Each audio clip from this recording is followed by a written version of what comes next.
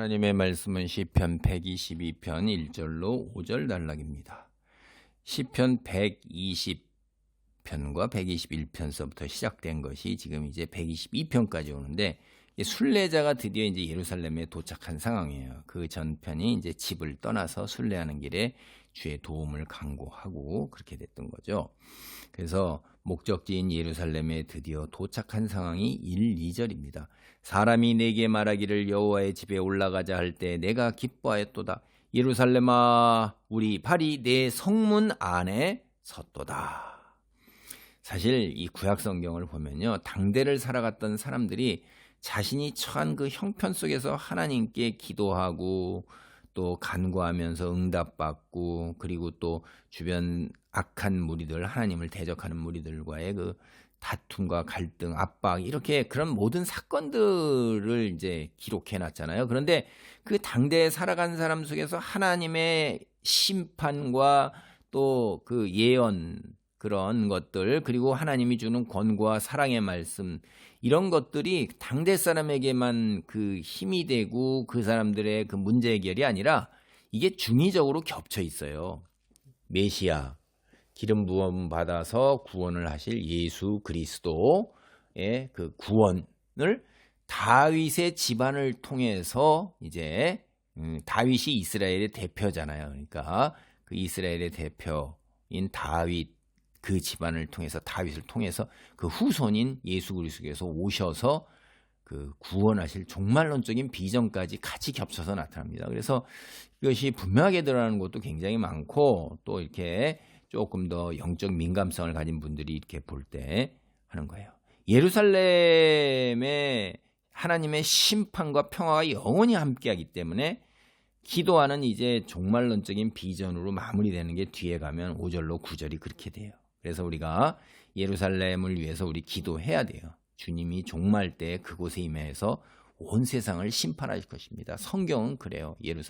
예루살렘을 은유와 비유와 상징으로 얘기하지 않냐고, 문자적인 예루살렘이라고 그러면 지금 있는 예루살렘이에요. 근데 이거는 거의 성경의 문맥상으로 보면 문자적인 예루살렘인 것입니다.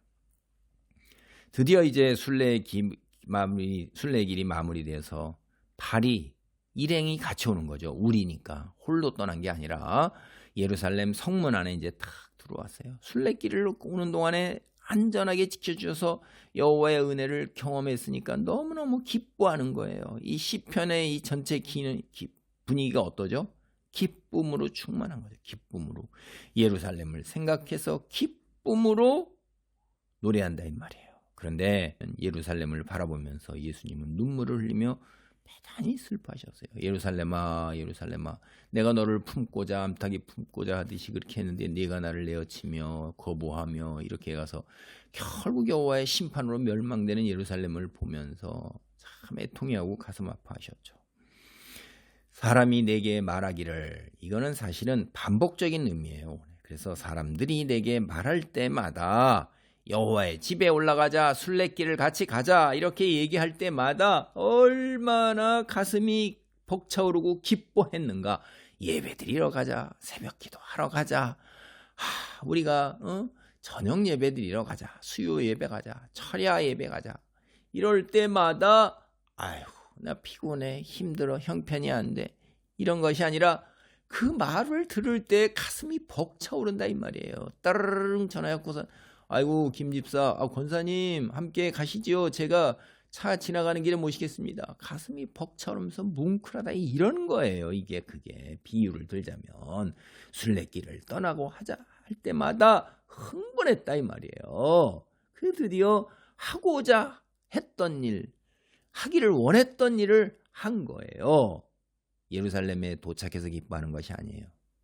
여러분, 새벽 예배당에 들어가서 기뻐하는 게 아니에요. 예배당에 들어가서 하나님의 집에 도착했기 때문에, 하나님을 만나 뵐 것을 기대하기 때문에 기뻐하는 거예요. 사실 제가 또 말씀드리지만, 하나님께서는 이스라엘 성인 남자들에게 무교절, 유월절, 그렇죠? 이어진 무교절, 유월절과 무교절 합쳐 있으니까 그렇게 하고, 이게 봄철 첫 추수예요. 그 다음에 7.7절, 이거는 7, 7이 49일 되는 첫 추수의 마무리예요. 맥추절, 이게 이제 되는 거고, 그다음에 초막절, 이건 가을 추수가 끝날 무렵이에요. 수장절이라고.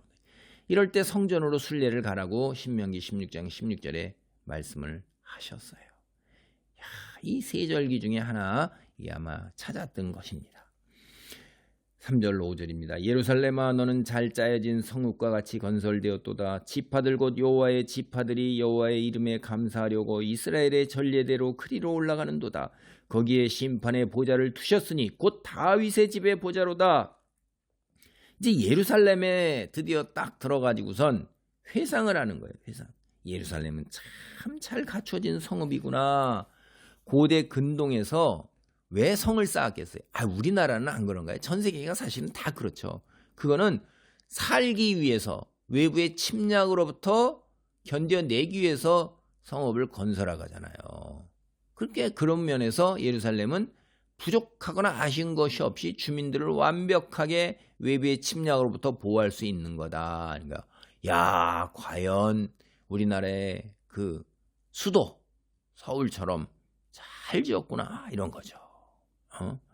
그다음에 이 다 시온의 많은 노래들이 예루살렘의 완벽함을 그 노래하는 것들이 굉장히 많습니다. 시편에 보면. 그러니까 정말 이럴 거야. 가서 보면. 두 번째, 예루살렘은 역사와 전통인 이스라엘의 모임 장소이고 예배 처소예요.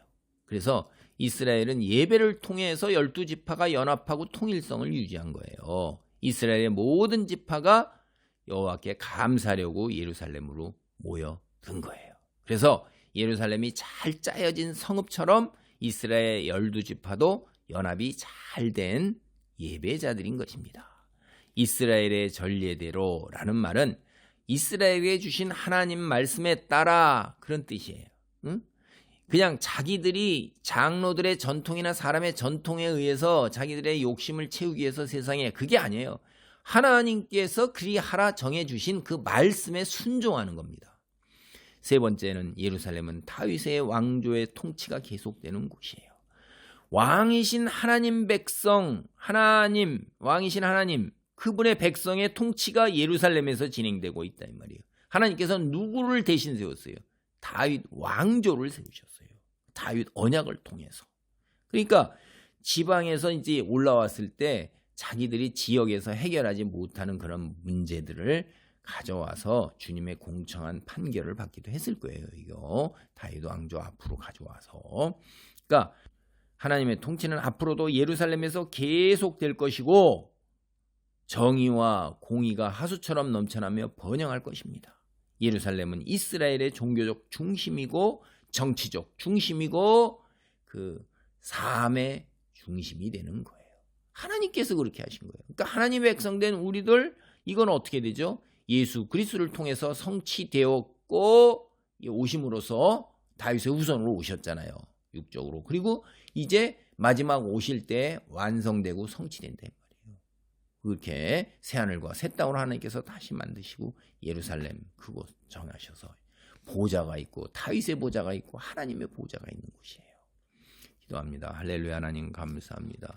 우리도 여호와의 집에 올라가자 말할 때마다 내가 기뻐하였도다라는 이 예배에 드리러 우리가 교회당으로 나아갈 때 혹은 예배를 드리러 함께 모일 때마다 이런 감격과 감동이 넘치고, 또한 아버지 하나님이여, 우리가 여호와의 우리의 그 예배를 흠양하시고 받으시고 예배를 우리를 위해 예배 처소를 마련하신 여호와 감사하면서 우리의 예배 처소가 주 앞에 늘 온전하게 보존되기를 간절히 기도합니다. 또한 주님이 종말 때 임하실 예루살렘을 평안과 아버지 하나님의 주의 영광을 위하여 기도할 수 있도록 축복하옵소서. 예수님의 이름으로 기도하옵나이다. 아멘.